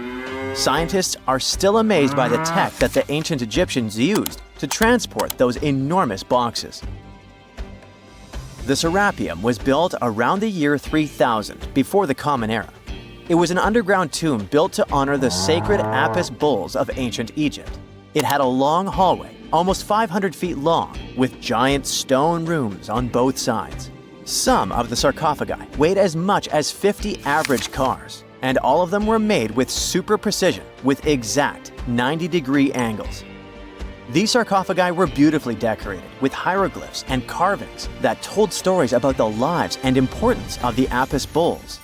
Now, there are 24 sarcophagi left. In ancient Egypt, Apis bulls were very special animals connected to the deity Petra.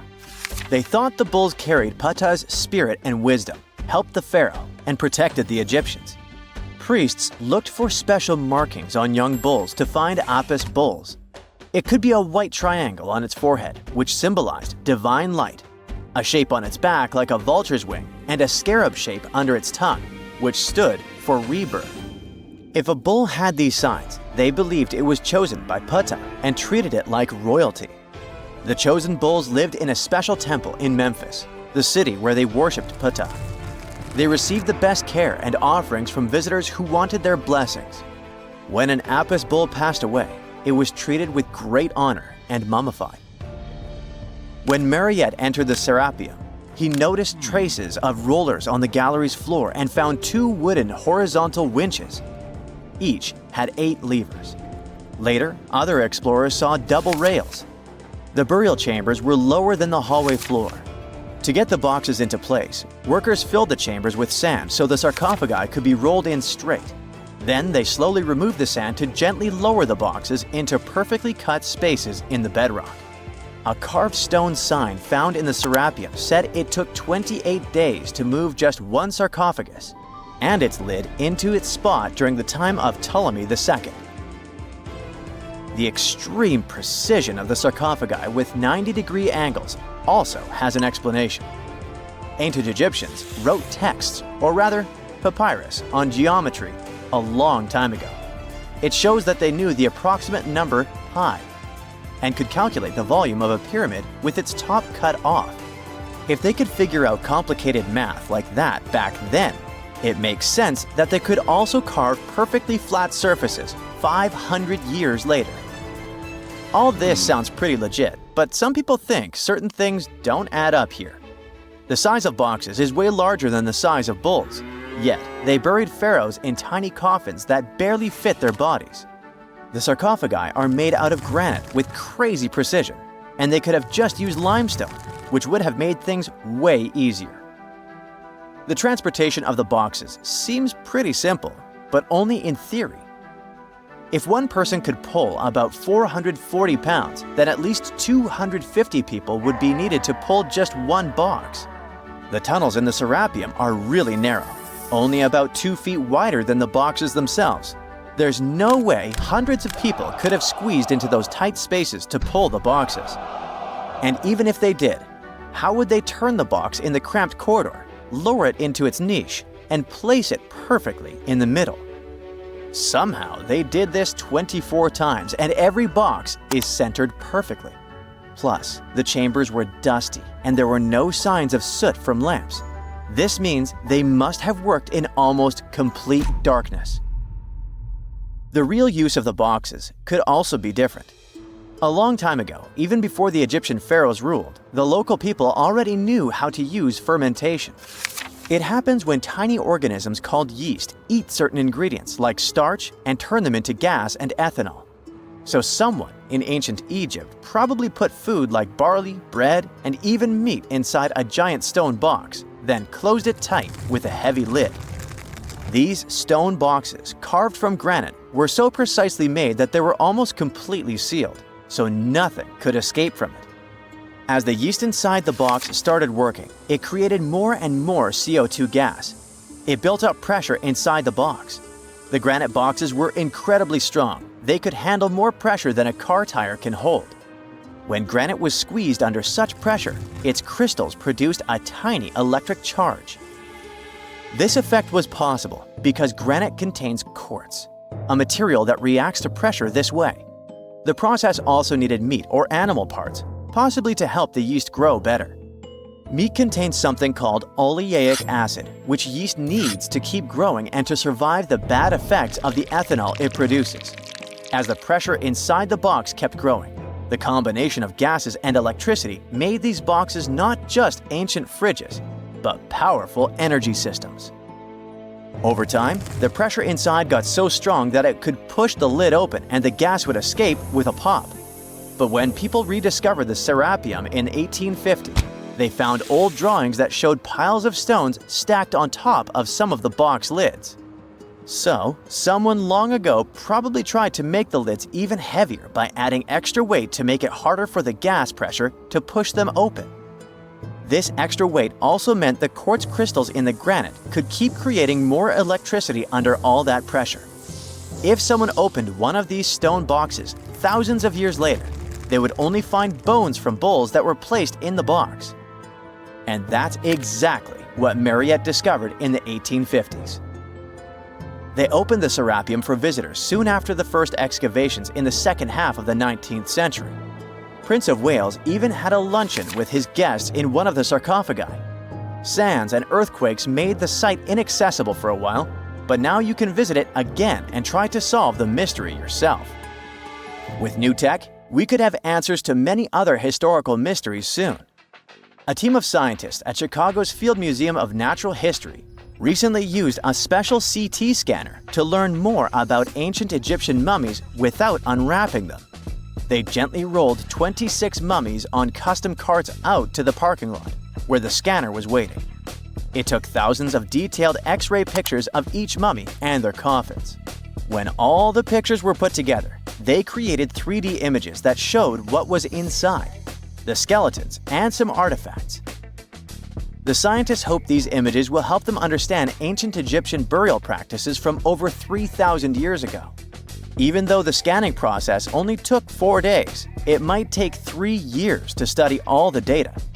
But scientists were able to learn some personal details about the mummies. One of the most popular mummified individuals at the museum, Lady Cheneta, was a woman who lived in ancient Egypt about 3,000 years ago. It looks like she passed away in her late 30s or early 40s. To make sure her body looked complete for the afterlife, embalmers put stuffing in her neck to keep it from collapsing. They also placed artificial eyes in her sockets, so she would have eyes in the next world. She was wrapped in fancy linen and placed in a beautifully decorated coffin. The scans revealed that it had been carefully crafted with a slit at the back, which embalmers used to fit the body. There were also some artistic details on the surface, like markings for her knees. It looks like her burial was on the scale of a high-end luxury car. Something exciting and kinda unexpected popped out among the rocks of the Ica Valley in Peru. The bones of a really old whale that lived almost 40 million years ago. At first, no one was really impressed because the bones they found were big and weirdly shaped, so people just thought they were looking at giant boulders.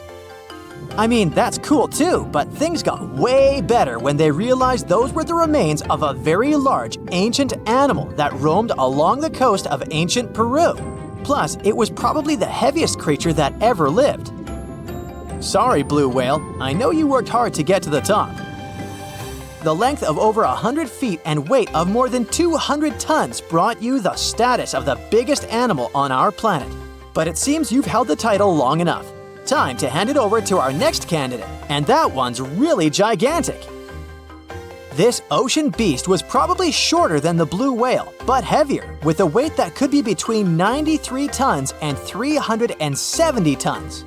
If it's closer to the higher number, it'll make Prehistoric the biggest animal ever known to have lived on Earth. And it seems its weight was the result of having extremely thick, dense bones. You can see such bones today in manatees or some other early whales. Dense bones are a great tool for such marine mammals. This feature makes them heavy and allows them to stay submerged most of the time.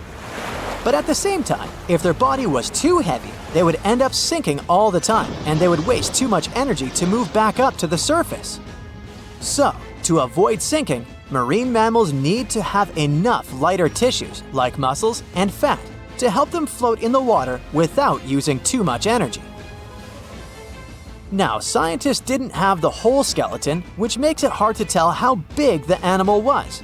But they used the ratio of the heavy bones to the lighter tissues in other marine mammals to estimate the overall weight of this giant ancient whale.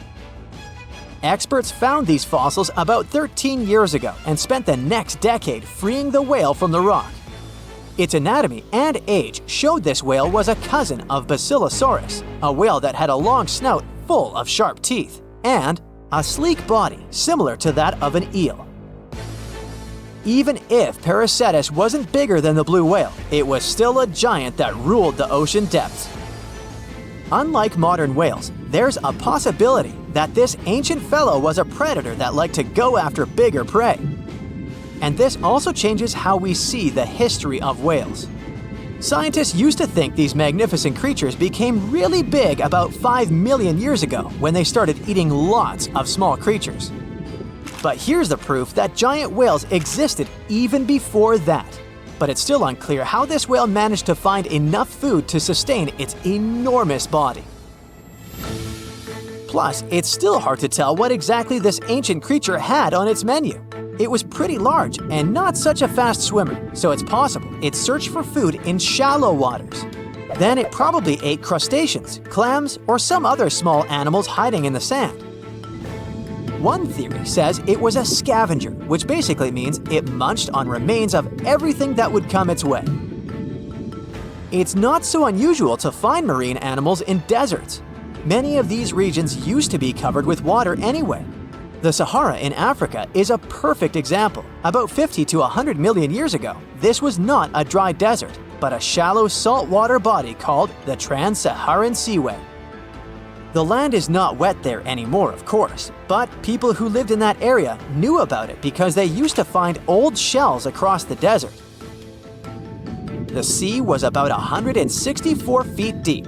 That sounds enough for a nice swim. Some would say this area looked like modern Puerto Rico, with lots of sun and shallow water. Mangrove forests were a common thing as well as seafloors covered with mollusks, like snails and clams. The marine sediment that was left behind after the sea had dried up is full of different fossils. And the animal that lived in that ancient underwater world didn't look friendly. Plus, they were much bigger than their relatives from modern times, so a regular-sized human would end up as a snack, not even a whole meal. Normally, when animals live on small islands, they can become much bigger than their relatives from the mainland.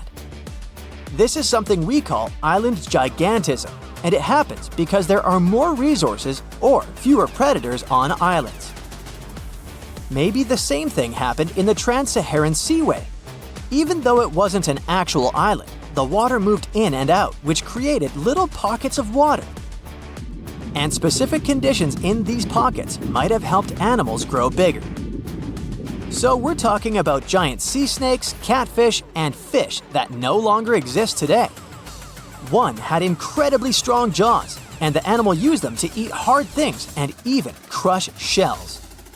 Their teeth showed they were fierce predators other animals had every reason to be afraid of. They went through some changes when it came to diet, similar to some types of piranhas. And the competition to get to the top of the food chain wasn't a joke. Not when there were also such large predators as sharks, crocodiles, and ancient relatives of elephants. Sahara went through different phases. If you could use a time machine and take a peek at Earth's largest hot desert as it was about 6,000 years ago, you wouldn't have to struggle with sand and heat. You'd have a nice walk through a green and pretty lush place. In the past, people who lived in that area didn't leave drawings on cave walls that showed camels, sand dunes, and scorpions. All those things you'd see in today's Sahara. Instead, they drew crocodiles. That's additional evidence that the Sahara used to have a lot of water and plants enough to support these big yet scary animals. Around 3 billion years ago, Earth might have been mostly covered with water. Today, it's about 71% of its surface, but it seems that our planet used to be a giant ocean world with no continents at all, just some scattered islands. Scientists studied special rocks in Western Australia that formed in a place deep under the ocean called a hydrothermal vent system. To explain this better, it's important to mention two common oxygen types, O16 and O18. O18 is heavier because it has extra neutrons. O16 evaporates from water more easily, and as researchers studied an old ocean floor, they found a lot of O18, more than in today's oceans. This way, they realized ancient Earth had less dry land than Earth today. Australia is a good spot to conduct these studies because a long time ago, it also used to be a beautiful place with large animals and lush rainforests. But as time went by, the land became drier and Australia had more deserts formed, such as the Great Victoria Desert. Rainforest remained only on the edges of the continent. What happens with deserts across the globe is called desertification. That's when land that used to be good for growing things turns into a desert or something similar. Our planet changes over time, together with its climate. But desertification also happens because of human activities, like mining, farming, and building cities. And when land turns into a desert, it's a problem because it can't support people and animals anymore. Food doesn't grow there. There's not enough clean water, and animals lose their homes. To help with this problem, there's a plan many countries agreed to. They decided to work with farmers to take care of the land, fix damaged areas, and manage water better. All in all, to make our planet a better place for life. You've probably heard about the mysterious sea state of Atlantis. It was a high-tech utopia where people lived happily, but then something happened, and Atlantis disappeared from the face of the earth. Many people believe that this city lies at the bottom of the Atlantic Ocean. But what if we've been looking in the wrong place all this time? What if it's somewhere different from where they're trying to find it? What if all this time Atlantis was in the middle of the Sahara Desert? Well, this unexpected theory has some evidence, but to study this version, you first need to understand what Atlantis was and how we got to know about it. The very first mention of the mysterious city was in 360 BCE. Ancient philosopher Plato wrote about Atlantis. His work, Dialogues, described Atlantis as a rich land with advanced technologies. Its inhabitants were powerful, intelligent, and beautiful, like superhumans. He described in detail the structure of the city, and this was the main reason why many people believed in the existence of Atlantis. According to his records, the Atlanteans built this place in several concentric circles of black and red stone. Then they covered these circles with brass, tin, and precious metals. In the city, there were water channels on which ships sailed. The Atlanteans were sailors, so they built a passage from their city to the open sea. On the internet, you can find many drawings of Atlantis, created based on Plato's descriptions. Take a look at these drawings and an actual photo of the Eye of the Sahara. This place in the Sahara has a shape of several concentric circles. It looks as if a destroyed city left a trace on the sand. Many people have written online that the lost city was located there, but no one could prove it. Once upon a time, the Sahara was filled with rivers and lakes. In prehistoric times, there was only water there. So far, everything matches. The Eye of the Sahara was first discovered in the 1930s. This place was considered a crater from a fallen meteorite. But in the middle of the 20th century, scientists conducted a soil analysis and refuted the version with a fallen space rock. In the end, everyone agreed that this was a dome of molten rocks under which magma was raging. For millions of years, wind and water had been destroying the formed landscape and eventually made it look like perfect circles. But what if the Atlanteans once came to this place and used natural circles to build a city? In this case, we would have many traces and artifacts from this developed civilization. And yes, archaeologists did find some arrowheads, spears, oars, and other things there. But this has nothing to do with Atlantis. In the Eye of the Sahara, a multitude of Acheulean artifacts lies. It was an ancient tribe that frequented this place.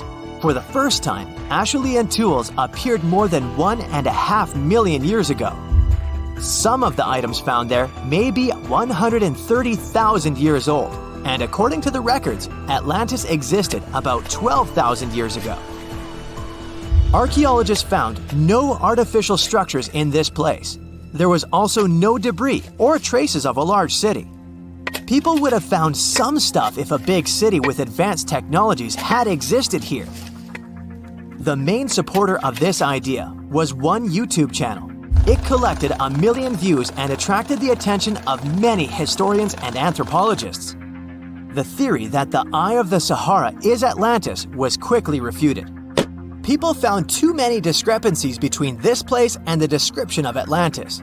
The author tried to catch the viewer's attention by presenting external similarities between the natural landscape and the fictional ancient city.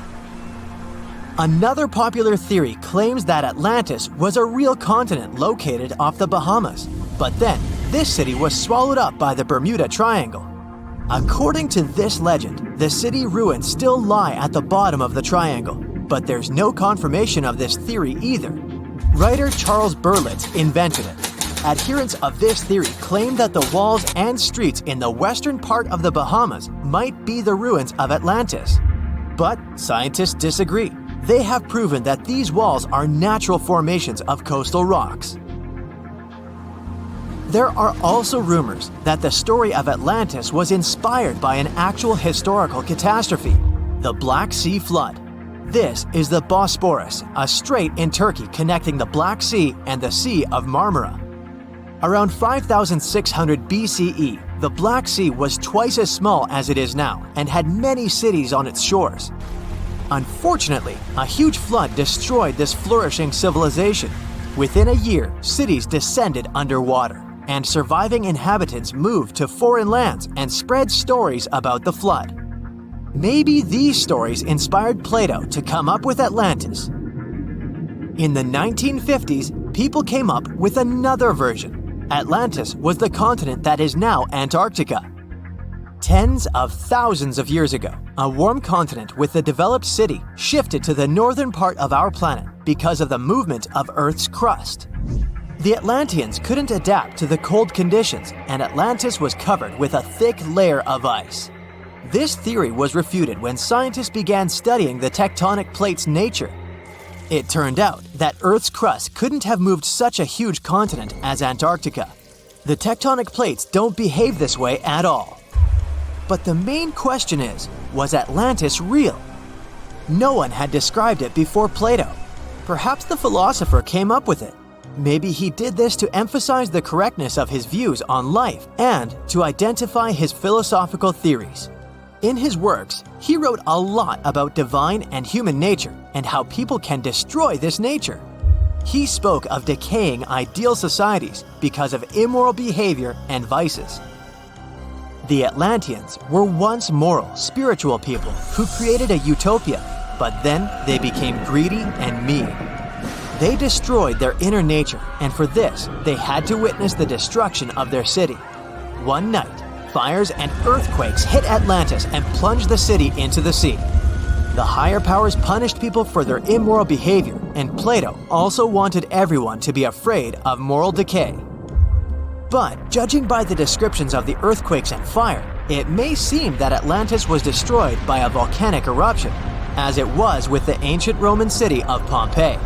And such destructions have happened pretty often throughout history. Natural disasters ruined many developed cities. One of the most famous cases occurred in 1100 BCE in the Mediterranean Sea, when a volcanic eruption destroyed the highly developed Minoan society. The Minoan society existed for about 2,000 years. These people mostly lived on the islands of Crete and Santorini, located north of Crete. The Minoans had beautiful houses, a sewage system, and a developed economy. They were engaged in agriculture, grew fruits and vegetables, painted frescoes, and made jewelry. They were the first people to found the thalassocracy, an empire based on the sea. They lived off of fishing, piracy, and maritime trade. At the time, they performed cruel rituals, and their way of life was far from moral. They were used to earthquakes on the island of Santorini, so they reinforced the walls of the city with wooden beams, but they didn't know what a volcanic eruption was. And when the sulfur smell appeared in the air, they didn't suspect the impending catastrophe. When the volcano spilled out tons of lava and ash, all the residents of Santorini abandoned their homes and tried to escape, but they couldn't. The eruption and earthquake triggered a tsunami. A large wave flooded the coastal part of the island of Crete. This hit the economy of the Minoans hard and destroyed their port harbor. Then, foreigners attacked Crete and finally destroyed the developed civilization. Some historians think that Plato could have referred to the Minoan Empire when describing Atlantis. Using their example, he showed how immoral actions could destroy people. The South Pole is more than penguins and endless snow. There's a hidden ghost world within it. Look, it's right here on the globe. Don't confuse Antarctica with the Arctic, which is at the top of our maps. Much smaller in size, and, let's face it, way less mysterious. The ice sheet covering Antarctica is about 1 to 3 miles thick, which is up to 16 Eiffel Towers stacked on each other. This massive blanket hides the true features and contours of Antarctica's land. We still don't know much about this mysterious continent, and it is ice and snow that are to blame. We still don't even know the true shape and size of this continent. Mapping Antarctica without some huge shovels is an incredibly hard task. But satellites learned to penetrate the ice with their cameras. And now we know there's actually an enormous, dramatic ancient landscape beneath the snow. The ghost of the past. About 90 million years ago, Antarctica was a much warmer place. It was actually a lush rainforest with tons of plants and probably teeming with life. It even had rivers flowing through it. Then the ice came. This happened about 34 million years ago, during the transition from the Eocene to the Oligocene, when our planet cooled significantly. It was the beginning of one of our several ice ages. The land remained, but now was hidden under ice and snow that got thicker and thicker. To a regular eye, Antarctica turned into a white desert, vast, flat, and featureless. Time went on. This massive ice sheet moved around, smoothing and shifting the ground beneath it. Over the millions of years, it changed what the land looked like. Now, if we looked under the ice, it wouldn't hold any signs of the original South Pole, except for one place. In areas where the ice is especially thick and doesn't move much, like in East Antarctica, it has actually worked the other way around. It became like a super thick blanket that protects the land. Normally, things like wind or rain slowly wear away the ground over time, changing its shape. But since we have this protective ice blanket, it prevents these natural processes from reaching the stuff underneath. So, the ground stayed almost the same for millions of years, like it's been frozen in time. This special area near the Aurora and Schmidt subglacial basins has become the ghost of Antarctica's landscape. This place was barely touched even since it was first covered in snow 34 million years ago. This is a historical footprint, a place that can tell us what Antarctica's ground looked like before it became a freezing nightmare. As scientists peered under East Antarctica, they saw an amazing ghost. The traces of the rivers that were flowing there millions of years ago, various valleys, and some weird little islands, as well as 3 big chunks of land shaped like the letter U. Hey, what's that all about? You see, the continents on our planet are moving constantly, sliding along the red-hot lava mantle like cereal on milk. Over history, they came together and broke apart several times. Hundreds of millions of years ago, several continents were a part of one enormous Gondwana. Antarctica was one of them. It used to be one huge landmass. But when Gondwana broke apart, the poor continent got stretched by tectonic forces. Parts of land were pulled away from each other. Whoosh! And they got torn apart. And that's how we got these big chunks or blocks of land under thick layers of ice. In any case, scientists now want to explore this ghost a bit more. But to study it deeply, they need to actually drill down through the ice, like using a straw to get to the bottom of a thick shake. This will help them pick up some rocks and dirt from way below to learn more about the Earth's history and climate. Antarctica is the 5th largest continent in the world, approximately bigger than the entirety of Europe or Australia, competing with the entire South America in size. Aside from East Antarctica, we discussed there are several more regions: Antarctica Peninsula, South Pole, West Antarctica, and the Ross Sea. The continent is basically a frozen sandbox, and all its hidden, mysterious landscape is actually less explored than Mars's terrain.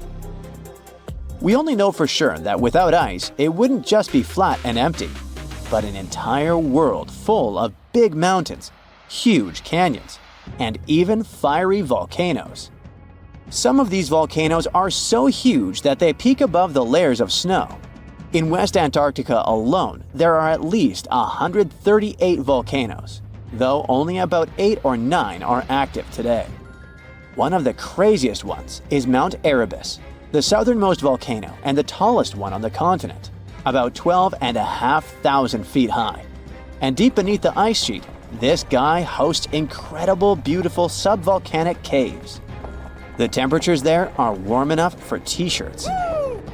The Antarctic Peninsula, or Lesser Antarctica, looks like a bunch of mountainous islands deeply underground. It has newer volcanic rocks that are part of the Pacific Ring of Fire, which is like a giant circle of volcanoes and earthquake zones around the Pacific Ocean. The Greater Antarctica is a huge part, almost as big as Australia. It consists of East Antarctica and the South Pole. Beneath the ice, it's a place of rocks that have been around for a very, very long time, including the special zone we mentioned. You probably know that Antarctica is nearly devoid of humans. No wonder, with a mean temperature of about -46 degrees Fahrenheit. But even though this place is horrifyingly cold and deserted, life still clings on. You guessed it, in the underworld. In 2017, scientists found DNA traces of algae, moss, and even possibly unknown small animals in the deep caves. That means that even in such crazy conditions, there are still unique ecosystems thriving in little isolated warm pockets beneath the snow. There was another incredible find beneath Antarctica's Ross Ice Shelf, a lively ecosystem vibing within an underground river. Scientists have long suspected that Antarctica's underworld should have some freshwater lakes and rivers. One day, a satellite spotted a groove there. They decided to explore it and used a hot water drill to melt their way through the ice.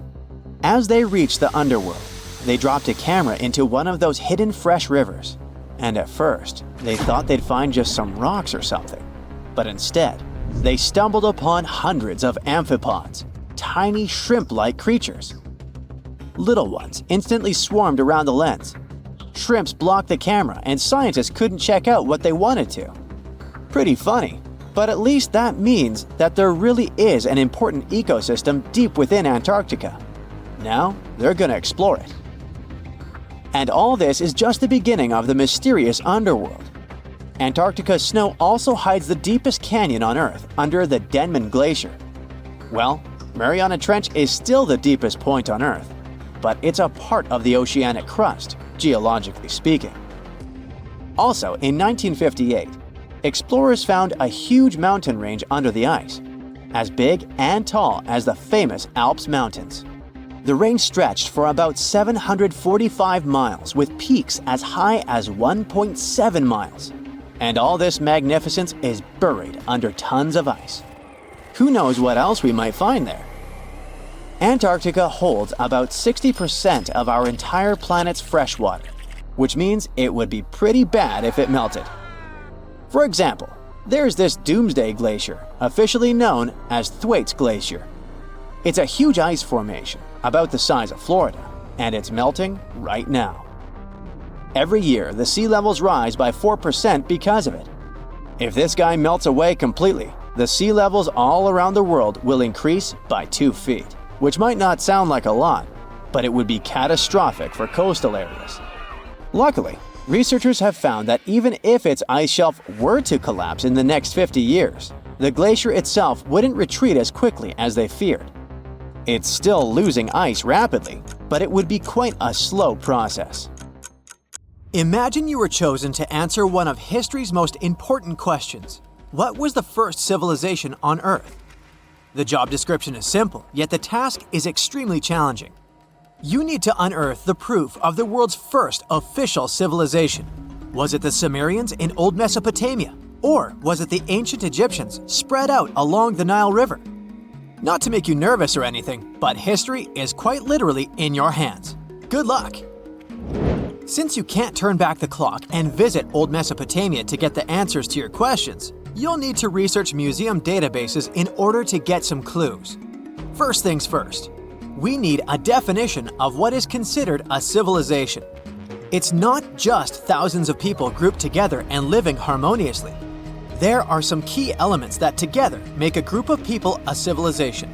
Like, for example, the domain of urbanism, aka city building, irrigation systems, and writing. You decide to begin your search by diving deep into the history of the Sumerians, which today hold the position of the world's first civilization. Now, imagine being the first of your kind. This means having no external examples. Rather, it means starting from scratch. First thing you'll need? A piece of land. And since there were no active water companies in the world at that time, you'll need a piece of land with easy access to water. So, the Sumerians settled between two major rivers, known as the Euphrates and the Tigris in southern Mesopotamia around 5000 BCE. Fun fact, Mesopotamia translates to the land between two rivers. On a modern-day map, it's more or less where Iraq is situated today.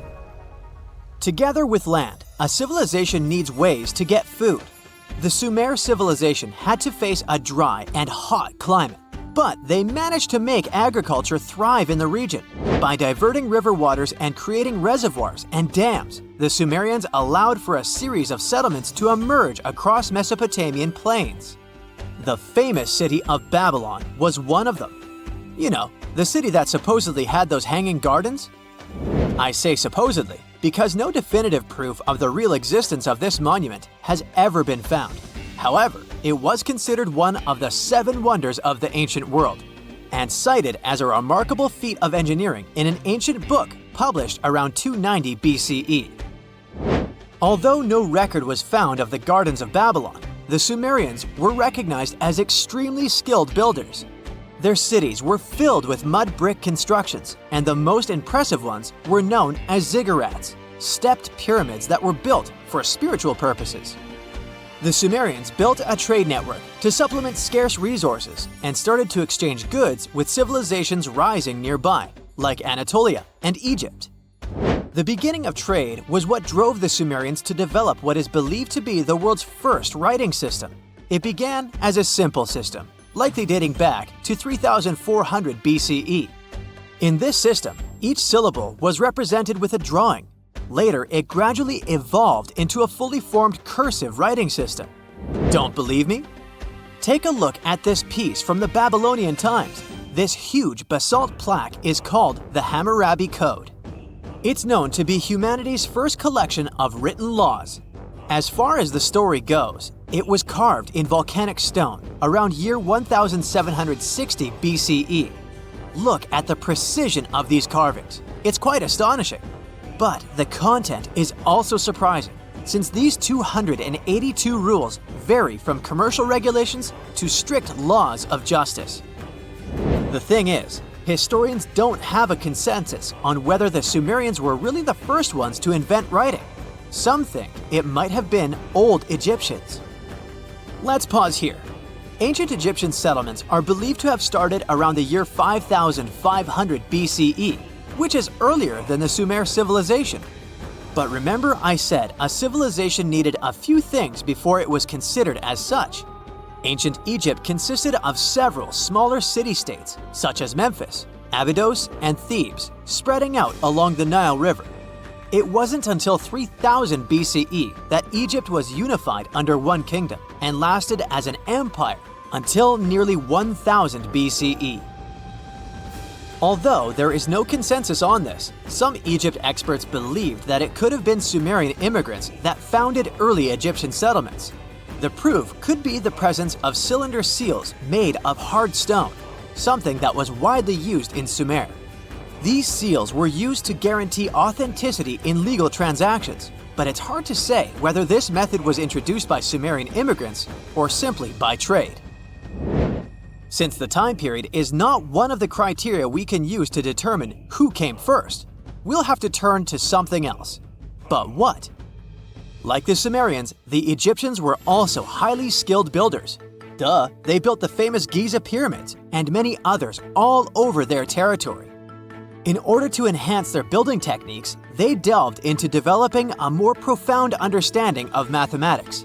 They developed a new form of measurement called the cubit, which was the equivalent of an arm's length. The Great Pyramid, for instance, is 440 cubits per 440 cubits. They were also innovative astronomers, combining their mathematical skills with attentive astronomical observation. They were the first civilization to use a 24-hour division of the day. And they even created a solar calendar, which was the first dating system in history to feature 365 days in 1 year. Okay, it's undeniable how impressive they were. But some experts say that the dispute has to be settled through the comparison of their writing systems. Hieroglyphic writing, the first Egyptian style of writing, is said to date back to 3000 BCE. It was a composition of over 700 symbols, which were carved in stone. For a long time, researchers believed that the Sumerian writing had come before Egyptian, but in a recent discovery made by Yale researchers claims otherwise.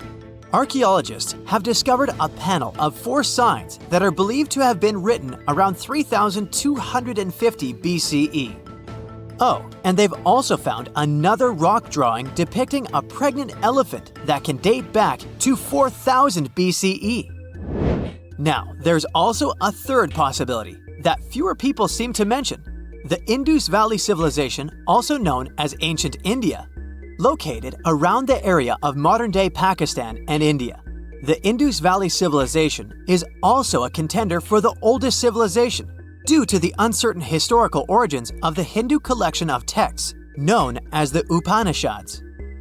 The Indus Valley civilization flourished around 3000 BCE, but records show that people in the Indus Valley were trading with Mesopotamians as early as 3500 BCE. Now, wait a minute.